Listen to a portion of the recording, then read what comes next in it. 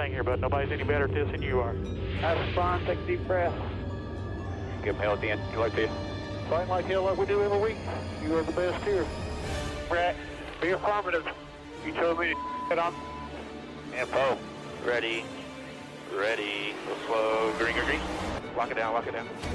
I'm destroyed, and I just got drove through like 6 times on the 14th. What the f*** is he thinking? That is the stupidest thing I've seen in my career. Literally. Everything you described is accurate. Haven't even finished the second stage yet. Half the field's wrecked. Record. Hell yeah. 11 got it. Proud of you there, Matt. Good job, pal. Thanks, man. Good job all day. Great work, my man. Great work. Keep putting yourself in position. We'll win our share, right? We got one back today, brother. Good job. Therefore, great job, guys.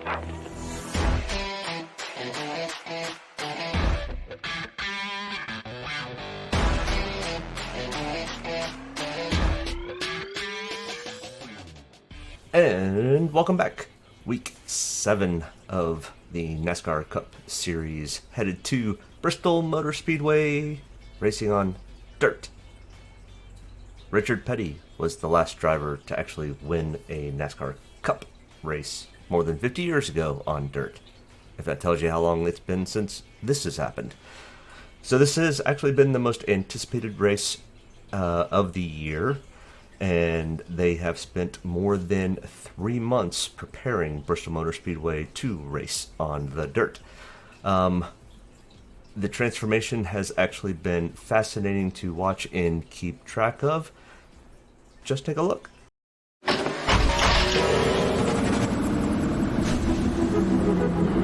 Racing's roots run deep in the dirt, through valleys and over mountains. Sometimes we head back to these roots, back to the mountain, back to the dirt. This track reminds us of a time when valor was measured against the mountain. Hard-nosed, bone-rattling racing. Bristol is what we once were. Bigger than life. Invincible. We tear our insides out the wind. But the mountain can be moved. Dirt can bring victory. Roots planted in these mountains, cultivated by those that weathered storms and became legends. The race is to live. The path to glory is cut through rock. For 60 years, always reminding us the mountain is meant to be conquered.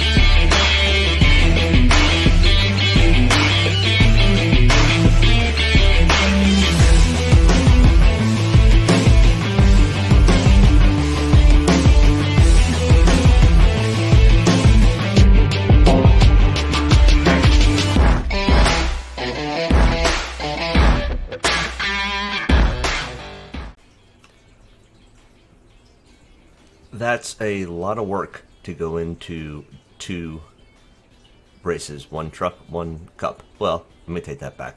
They did a lot of racing last week, and they have a couple of races after the cup race.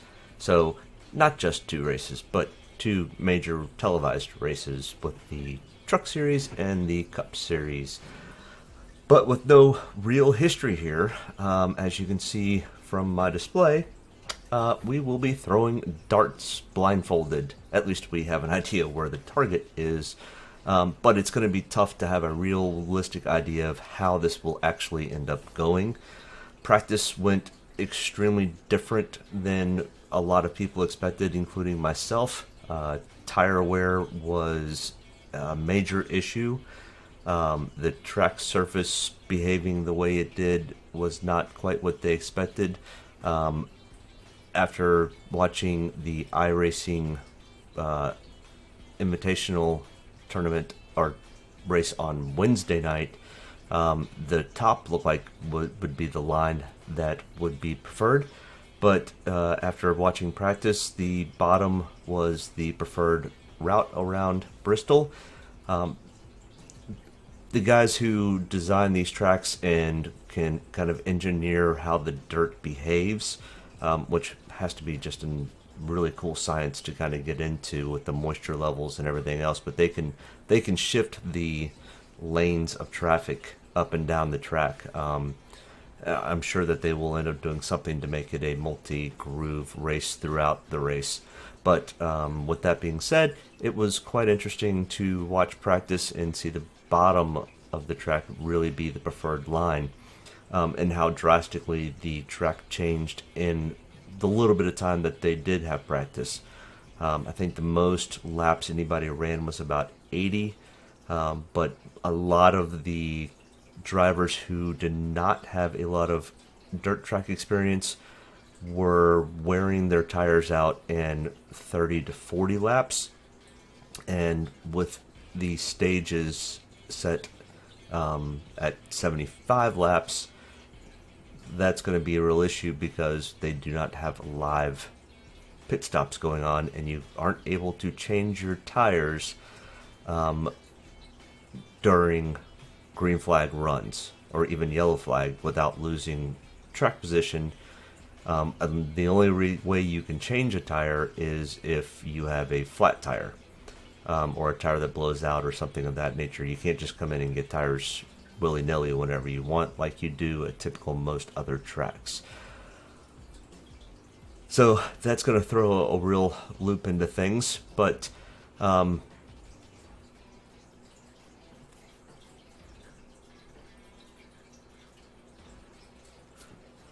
with all that being said, this will be one of the most difficult tracks to put a real grasp on when it comes to DraftKings and fantasy racing, and the weather has done no one any favors.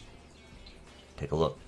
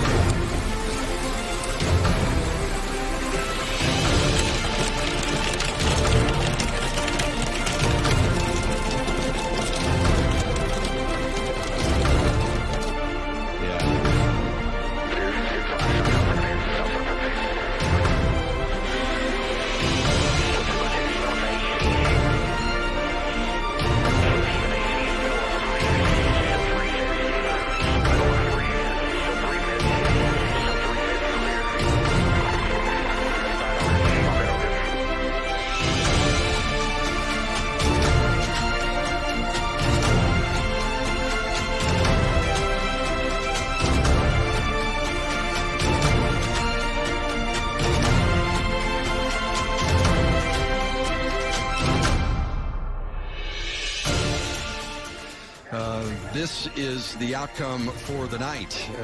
We will be finished for the evening. We're canceled for the rest of the night, and the Camping World Truck Series race will be run tomorrow night after the Cup race. So we'll run the Cup race tomorrow afternoon at 3:30 Eastern, And then you'll see the Camping World trucks at 8 o'clock Eastern. That's tomorrow because of the inclement weather that is here at Bristol this evening. And as you can see, it rained, it stormed, it hailed, it did everything it could about 2 hours before the heat races were supposed to start. Actually, more like 4 hours, but they did get some clearing. They tried to get the tracks back into shape, and as you can see, when they tried to run the first heat race, the trucks got absolutely covered in dirt from the throw from the tires from the cars in front of each other. The guys up front did perfectly fine, but the guys in second, third, and on back had some real issues. So with that happening, that threw out the heat races, and that would have given us at least a small look into how these cars and trucks would have run in competition. But now we have to revert to lining them up by the qualifying matrix that we have done for all the other races except for Daytona this year. Giving the pole to Kyle Larson, who would be the hands-down favorite for this race, and still by Las Vegas standards still is the favorite to win this race. The problem is with DraftKings, you need to do more than just win. You've got to have some laps led and fast laps to really become what you would say a dominator for this race. And we'll talk a little bit more about dominator points here in just a moment.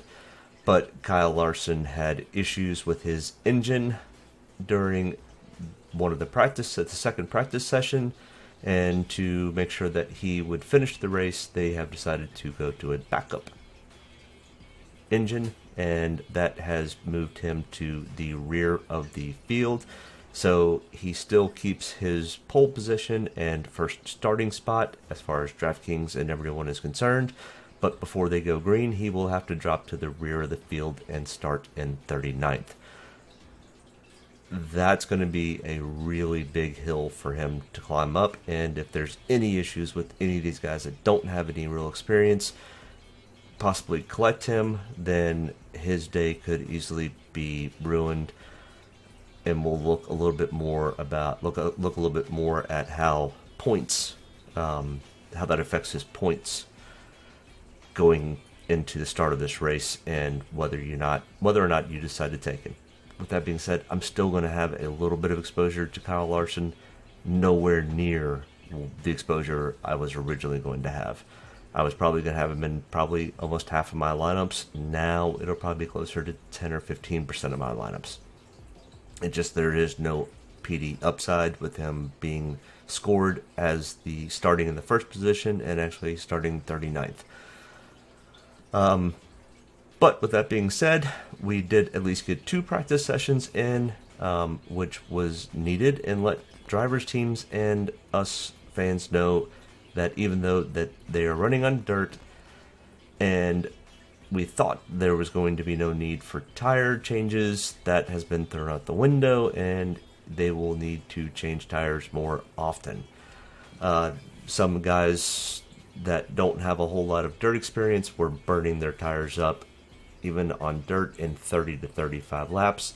They are running a block tread tire, very different than the slicks that they run, and even different than the wet weather tire that they could run on road courses.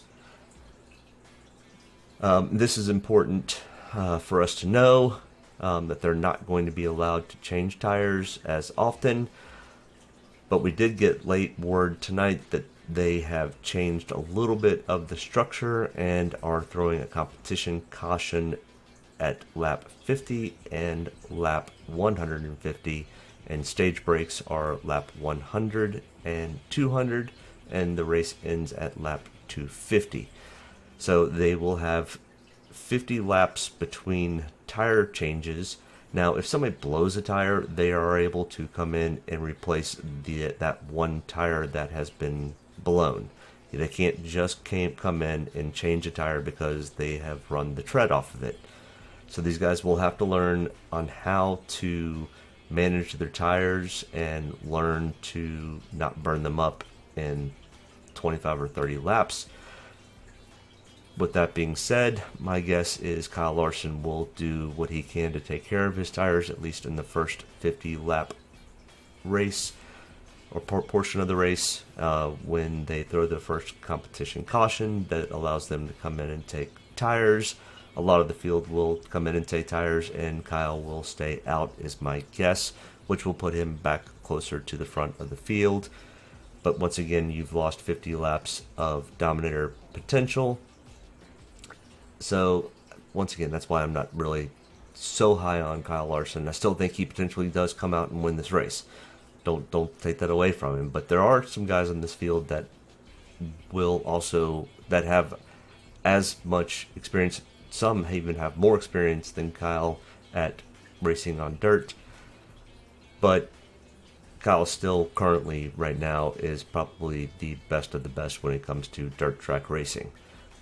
None of these guys have any experience driving a cup car on dirt, so there is a little bit of equalizer there. So, with that being said, let's get into what you guys really came here for, which is the driver-by-driver breakdown and track breakdown. So, we are racing at the dirt race in Bristol Motor Speedway, the Foods City 250. As you can see, it's a short track, high banked dirt track, 19 degrees banking, which is less than what it currently runs on the asphalt. Race length is 250 laps. Dominator points total of 175. Laps led equal, laps led equals 62.5 potential points, and fast laps of 112.5 potential points. So let's get into our driver-by-driver breakdown. Kyle Larson, most expensive driver on the circuit. And as you can see, in the first practice, he was first. In the second practice, he was first. Starting first, but going to the rear as we just discussed. Some stats that I kind of, since we don't have any real history here, you can see in the right-hand corner where I typically have how many times somebody has raced at this track in the right. And in the left, have the last 5 race breakdown. We don't have any of that information because it's the first time that they've ever run the Bristol Dirt race, at least in the last 50 years. So we kind of have to look at, do any of these guys have any experience at other dirt tracks and in different series? So Kyle Larson, reason he's the favorite is he is the 2020-2021 Chili Bowl champion, which is a dirt race that is run in January out in Oklahoma. Last year when he got suspended from NASCAR, he went dirt racing 3 times a week, maybe 4 times a week. He raced 83 times during that time and won 43. So over half the time he went out and raced on dirt during his suspension, he won 43 of those. He finished, they did have a couple of races before the NASCAR folks showed up at Bristol this week, and he finished second in the super late model Bristol Dirt race. Christopher Bell next in line at 11,000. His practice sessions, he finished 3rd and 13th. He will be starting 15th on tomorrow or on Sunday. He did win the 2015 Eldora Mud Summer Classic. That is a dirt track that NASCAR used for the Truck Series for most of the 2010s. He did win the Chili Bowl, which Kyle Larson had won in 2017, 2018, and 2019, so 3 times. And last year in the Chili Bowl, he finished 14th after flipping his vehicle over with 2 laps to go, where he was running second behind Kyle Larson. Christopher Bell will be somebody to keep an eye on, starting 15th. Next in line, Tyler Reddick, 10,500. Practice sessions, he was 21st and 14th and starting 27th. He does give him some PD or place differential upside. He is a person who learned racing on dirt tracks In the Eldora truck races, he has finished 11th, 6th, and 5th when running there. He is the youngest driver to win the Winter Nationals and the Lucas Oil Model Dirt Series. Trust me, there is a lot of information about dirt tracks, dirt racing, who they are, what they are. You can go take a look, but these are some of the highlights that these guys have. Ricky Stenhouse Jr., 4th on the list, 10,200. In his practice sessions, finished 23rd and 33rd, starting 13th Sunday. He is in the 2021 Chili Bowl. He finished 7th. He was Rookie of the Year in the Dirt Wing Sprint Car and the USAC Sprint Car, and finished 2nd at the ARCA race, dirt race at Spring. Chase Briscoe, 9,900, another dirt expert driver. In his practice sessions, he finished 27th and 12th and will be starting 25th on Sunday. At Eldora, when he has run there in the past, he has finished 3rd, 1st, and 7th. He finished 9th in the Chili Bowl this past year in the B feature, which is one step away from the A main feature, which Christopher Bell and Kyle Larson ran in. He is the youngest driver to win a 410 sprint car, which is those cars with the big wings on them, which Kyle Larson performed so well at. And he has a 2/5 and an 1/8 at the ARCA race at Springfield. Into our next price range, Austin Dillon, 9,700. In his practice sessions, finished 15th and 11th and will be starting 9th on Sunday. He finished 1st, 10th, and 6th at Eldora. He finished 1st last week in the 604 late model race at Bristol Dirt. Stuart Friesen, who is somebody we have not named so far this year. He is a dirt expert, a truck racer, races a lot of dirt races. His price is at 9,500. His first practice was 29th and 27th, and he'll be starting 32nd. This will be somebody that I will take a close look at for PD upside, and because of his experience in racing on dirt. His Eldora finishes are 28th, 2nd, 3rd, and 1st, and he has a total of 330 total wins on dirt races. That's a lot. Next in line, Ryan Blaney, 9,300. In the practice sessions, he finished 3rd and 13th, starting 3rd. He will be starting now outside pole with Kyle Larson going to the rear. So he has a front row starting position, which could give him potential to jump out front and lead some laps early. He has a 15th and a 3rd place finish at Eldora. He's the son of Dave Blaney, who has championships or wins at the Chili Bowl, Knoxville Nationals, and the King Royals Championship. Now, that's not himself racing it, but he followed his dad to a lot of tracks and a lot of racing and did a lot of dirt racing in his career also.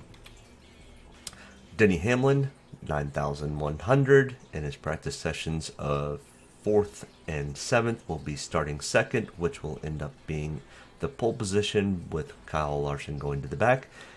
Doesn't have a whole lot of or little to no dirt experience, but he is still a really good race car driver. And he's finished in the top 11 in all races so far in 2021 and has 5 top 5s.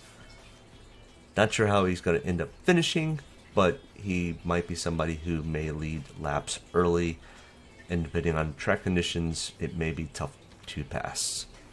Kyle Busch, 8,900, practice finishing positions of 34th and 19th. He will be starting 4th. He started his career in dwarf cars, racing on dirt and in and around Las Vegas.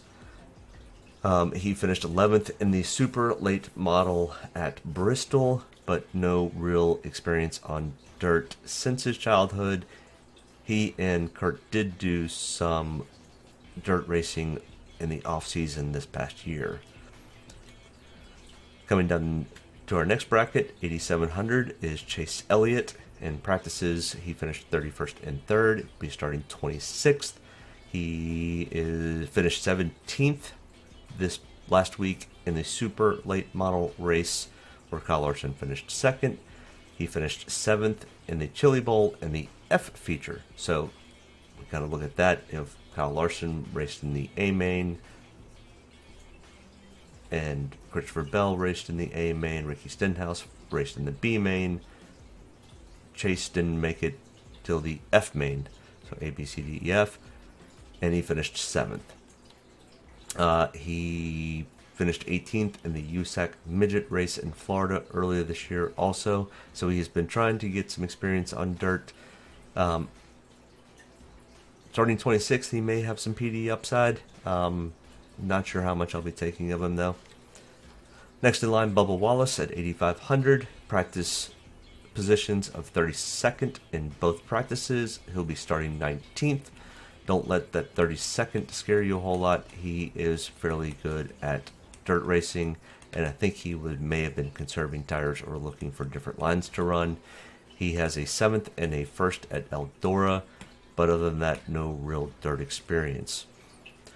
Joey Logano next in line at 8,300. His practice sessions were 10th and 9th, and he's starting 10th. He got a 6th in an open modified heat race at Bristol, and he finished 3rd in the UMP modified in a complete wreckfest back in February in Florida. Other than that, no real experience for Mr. Joey Logano. Next in line, Kevin Harvick at 8,100. His practice sessions were 16th and 28th. He'll be starting 6th. Has little to no dirt experience, and so far only 2 top 5s this season and 5 top 10s. So he's performing well. His team, Stewart Haas Racing, has struggled to start this season. Lots of potential reasons why. I think it's because of Tony Stewart's focusing in on the new SRX racing series that'll be starting up in June, which he is kind of headlining and the owner of, and his partner Haas is very focused on F1 racing. So it makes me believe the 2 top people at Stewart Haas are focused on 2 other things other than Stewart Haas NASCAR racing. Just my personal opinion, and I don't have any proof of that, just somebody from the outside looking in.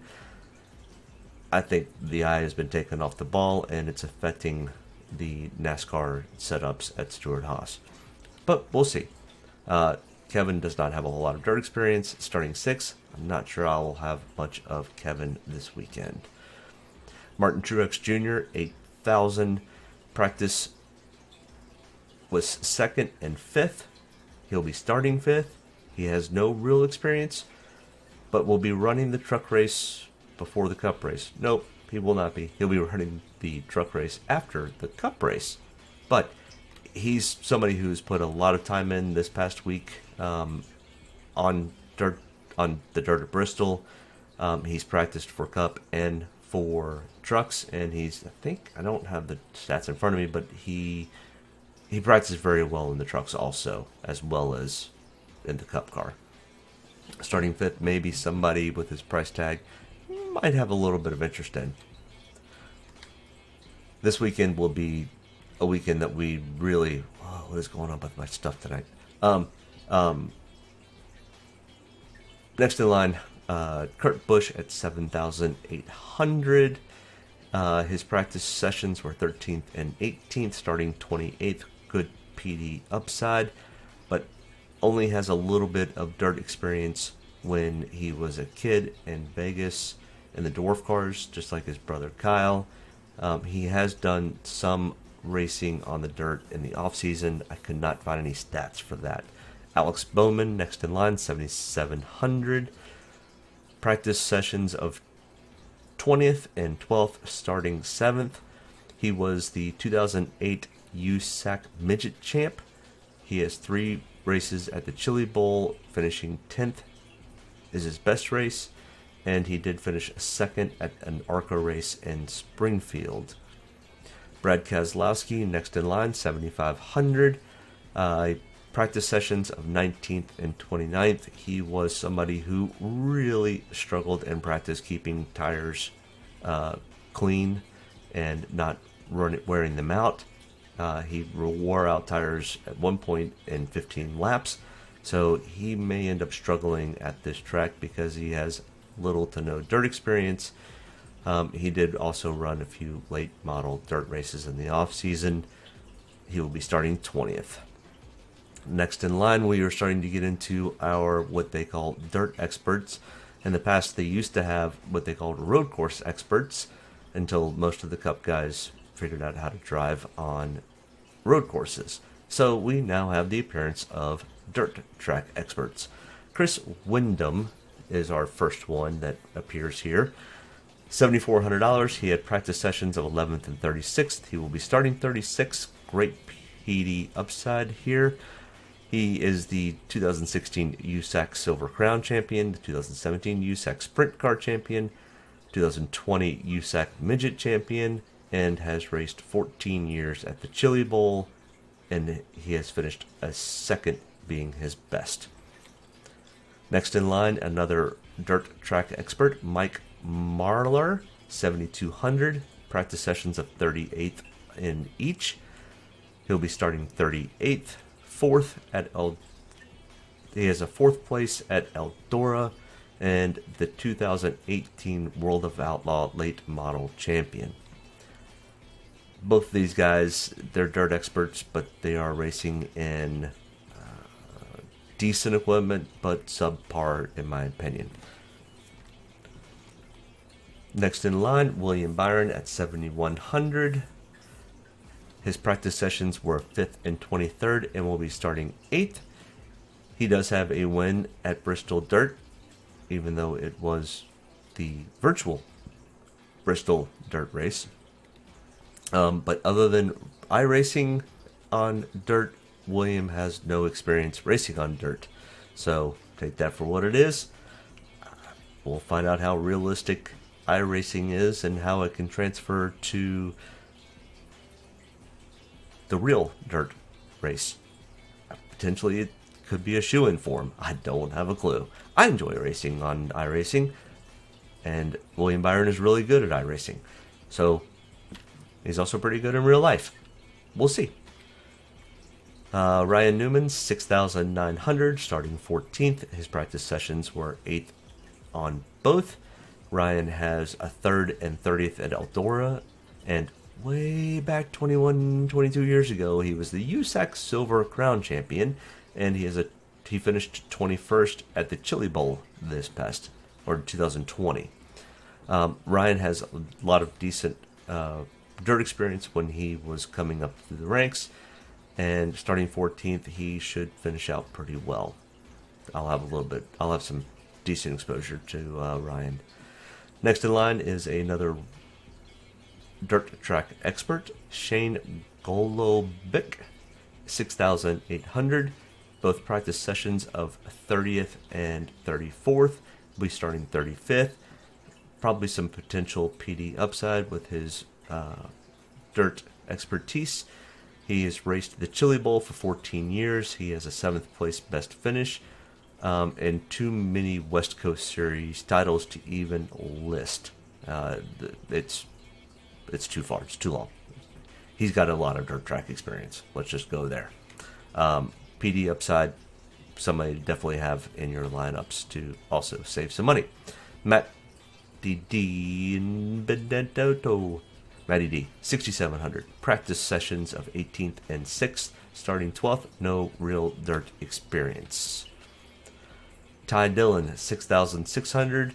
This is somebody I will potentially have a lot of exposure to. Practice sessions of 33rd and 17th because he is starting 39th.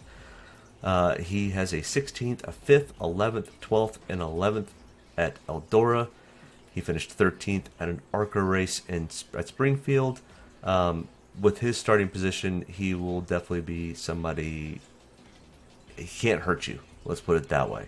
Even if he wrecks on the first lap, because he's starting 38th, because Kyle Larson's actually truly starting 39th.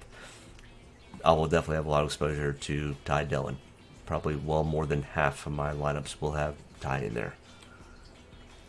I expect this week for people not to spend near the 50,000. In fact, I would advise not spending the 50,000. I would expect the optimal lineup to be probably somewhere in the $42,000 to $44,000 range. JJ Yaley next in line at 6,400. Practice sessions of 35th and 26th. He is starting 34th.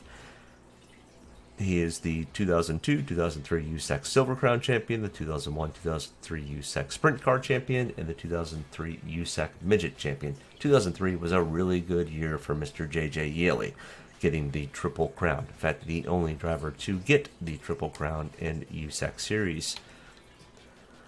Chris Buescher, 6,200. Practice sessions of 26th and 16th will be starting 11th. And he finished 26th in the late model race at Bristol last week. Other than that, no real dirt experience for Mr. Buescher. Ryan Preece, $6,000. Practice sessions of 28th and 30th. Starting 22nd, no dirt experience. We're getting into the guys that don't have much dirt experience. And there will be some that will have some PD upside, but we'll kind of go through these pretty quick. Eric Amarella, 5,800. Practice sessions of 17th and 25th, starting 23rd. No dirt track experience. Eric Jones, 5,600. Practice sessions of 6th and 24th, starting 24th. No dirt track experience. He has taken some coaching lessons. I did find a video on that this morning. But Cole Custer next in line at 5,500. Practice sessions of 12th and 35th will be starting 21st. He did finish 29th and 6th at Eldora.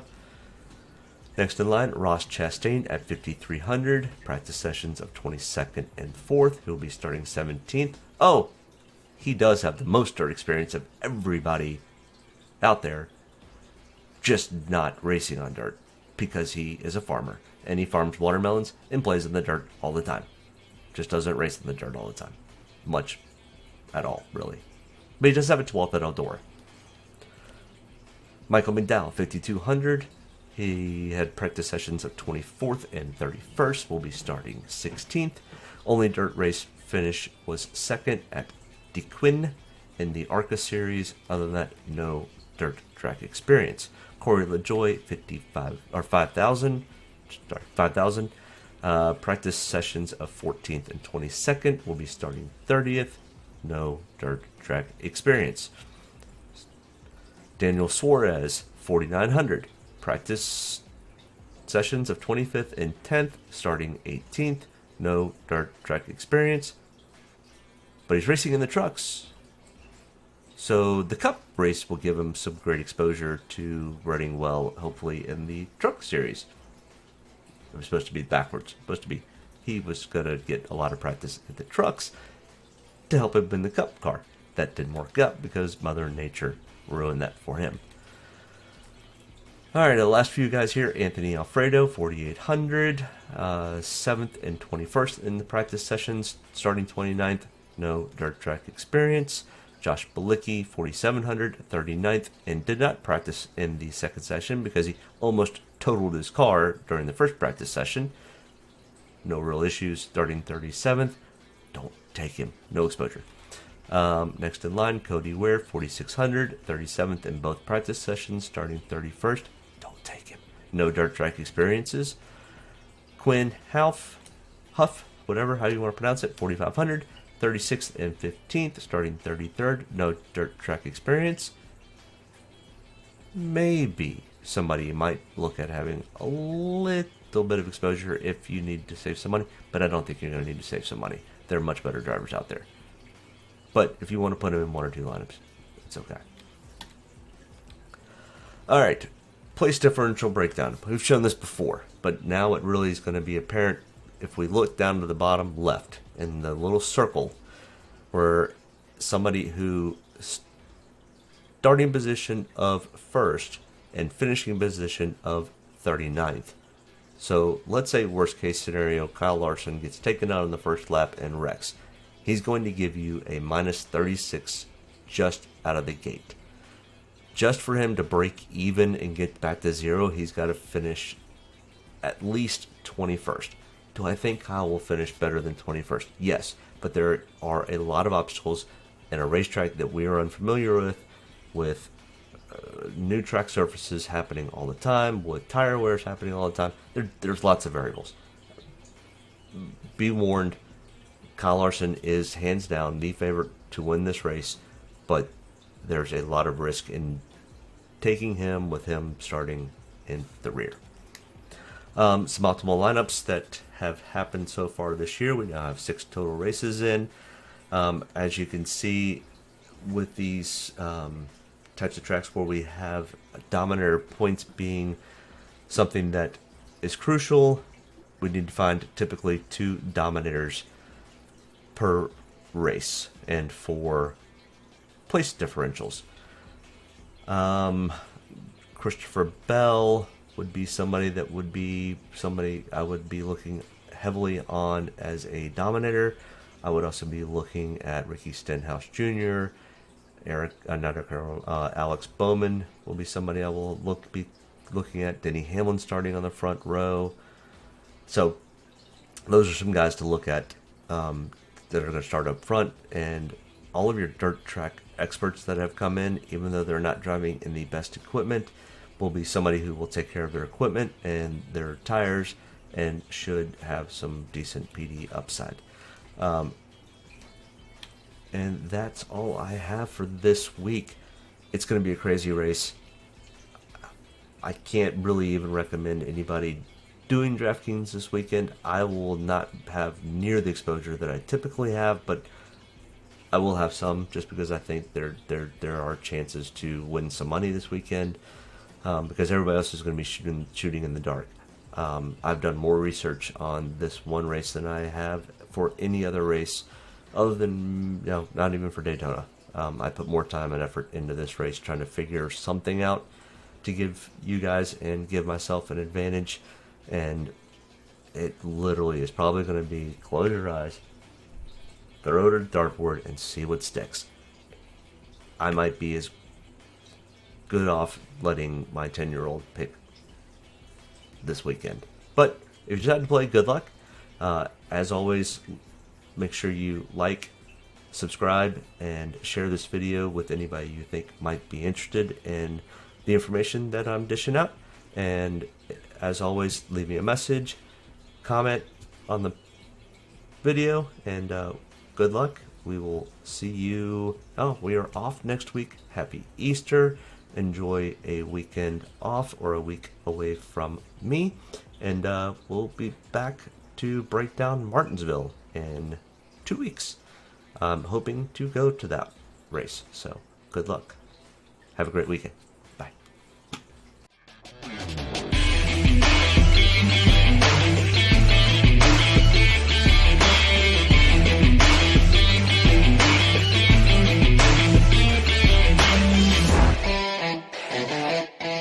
Get a good deep breath. Get ready to roll here. Only about one thing tonight, getting the W, so got to be around at the end to do that. Get ready to roll tonight, boys. Let's go have some fun. Don't get me any more fired up than I already am. All the way to the checkered. You're fine. Nobody's got to run. Checker time, baby! Hell yeah! Proud of you there, Matt. Good job, pal. Thanks, man. Good job all day. Great work, my man. Great work. Keep putting yourself in position. We'll win our share, right? We got one back today, brother. Good job. Great job, guys. Excellent work, my man. Excellent work. Thank you. Man, that's awesome. Set out with a goal, we got it here, bud. Thank you very much.